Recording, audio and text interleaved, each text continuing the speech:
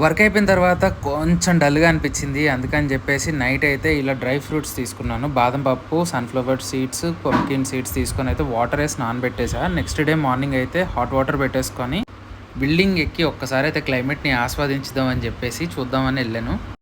Climate అయితే చాలా బాగా అనిపించింది. ఇక కిందకు వచ్చేసి గబగబా రెడీ అయిపోయిన తర్వాత అమ్మ అయితే వేడివేడిగా పెసరట్లు అయితే వేసేస్తుంది.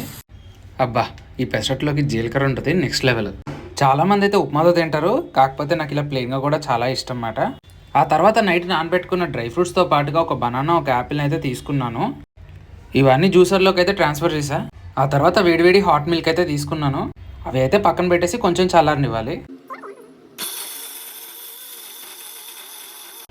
అలా బ్లెండ్ అయిన తర్వాత అయితే అందులోకి మనం చల్లార్చుకున్న పాలను అయితే పోసేసి మళ్ళీ ఇంకొకసారి బ్లెండ్ చేయాలి. తర్వాత ఒక చిన్న గ్లాస్లోకి అయితే ట్రాన్స్ఫర్ చేసుకొని అందులోంచి అయితే తాగండి. ఇలా ఒక 20 డేస్ అయితే చేయండి, ఖచ్చితంగా మీరు డిఫరెన్స్ చూస్తారు. అలాగే మన ఛానల్ అయితే సబ్స్క్రైబ్ చేసుకోండి. ఉంటాను, బాయ్.